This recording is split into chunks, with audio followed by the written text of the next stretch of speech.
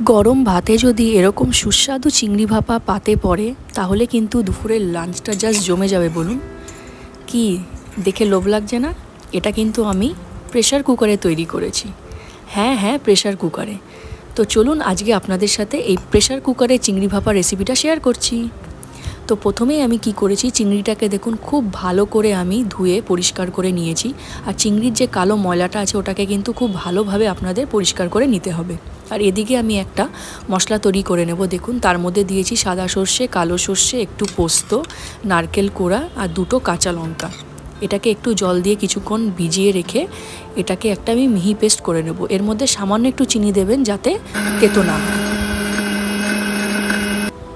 দেখুন আমাদের পেস্ট একদমই রেডি। এরকমই কিন্তু থিক পেস্ট তৈরি করে নিতে হবে। দেখেই কিন্তু ভীষণ লোভ লাগছে। এবার চলুন ম্যারিনেশনে যাওয়া যাক। এই যে চিংড়িটাকে আমি যে পরিষ্কার করে রেখেছিলাম এর মধ্যে এখন আমি কি করব, একে একে একটু আন্দাজ মতো নুন আর সামান্য একটু আমি হলুদ দিয়ে নিলাম। দেওয়ার পরে এই যে মশলাটা তৈরি করে রেখেছিলাম পেস্টটা, সেটা আমি এর মধ্যে আমি ঢেলে দিলাম। এবার এর মধ্যে কি করতে হবে, আরেকটু আমি পরিমাণ মতন, এর মধ্যে মনে হচ্ছিল হলুদটা কম তাই আমি আরেকটু পরিমাণ মতন একটু হলুদ দিয়ে নিয়েছিলাম।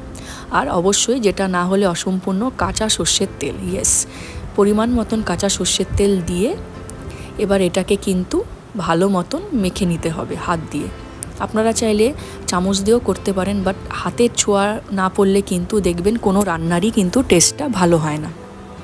তো এটাকে কিন্তু খুব ভালোভাবে ম্যারিনেট করে রেখে দিতে হবে প্রায় আধা ঘন্টার মতন, যাতে এই মশলাটা চিংড়ি মাছের মধ্যে খুব ভালোভাবে ঢুকে যায়। আর তারপরে আমি এটাকে প্রেসার কুকারে কুক করব। কি করে কুক করব সেটা আপনাদের সাথে শেয়ার করছি। দেখুন আমার ম্যারিনেট করা একদম রেডি। এবার এর ফিনিশিং টাচটা দেওয়া বাকি। এর মধ্যে আমি কি করব, উপর দিয়ে সামান্য একটু সর্ষের তেল আমি ছড়িয়ে দেব। আর একটা কাঁচা লঙ্কা, একটা গোটা কাঁচা লঙ্কা এর মধ্যে দিয়ে দিলাম গার্নিশিংয়ের জন্য। দিয়ে এবার এটাকে আমি প্রেসার কুকারের মধ্যে একটুখানি জল দিয়ে তার মধ্যে এই বাটিটাকে আমি বসিয়ে দেবো। যেরকম আপনারা করেন টিফিন বক্সে, সেম প্রসেসেই কিন্তু করতে হবে।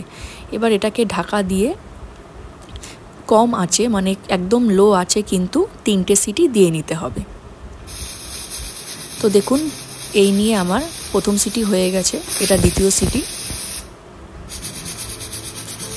এইভাবে কিন্তু 3টে সিটি দিয়ে গ্যাসটাকে আপনাদের বন্ধ করে দিতে হবে। তারপরেই কিন্তু চিংড়ি ভাপা একদম রেডি।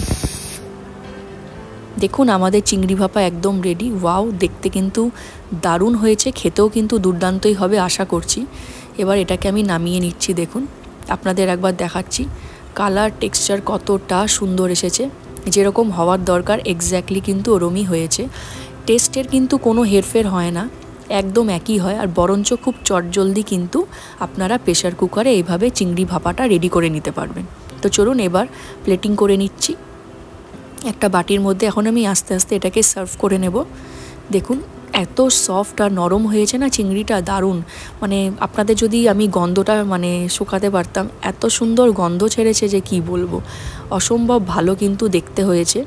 আপনারাও কিন্তু ঠিক এইভাবেই বাড়িতে ট্রাই করতে পারেন। আর আমাকে কিন্তু অবশ্যই জানাবেন যে এইভাবে চিংড়ি ভাপা করে আপনাদের কেমন লেগেছে। একদম নতুনত্ব, আর সত্যি বলছি টাইমটা কিন্তু ভীষণই কম লাগে আর খুব ভালো, একই টেস্টেরই কিন্তু আপনাদের চিংড়ি ভাপা একদম রেডি হয়ে যাবে। তো চলুন এবার এটাকে আমি এখন সার্ভ করে নিচ্ছি। আর এই চিংড়ি ভাপা রেসিপিটা যদি আপনাদের ভালো লাগে অবশ্যই করে কিন্তু কি করতে হবে সকলেই জানেন, একটা লাইক শেয়ার করে দিতে হবে। আর আপনাদেরকে কিন্তু কমেন্টে অবশ্যই জানাবেন কেমন হয়েছে। আমার বর কিন্তু খেয়ে বলেছে খুবই ভালো খেতে হয়েছে। তো চলুন আজকের ব্লগটাকে এখানেই এন্ড করছি।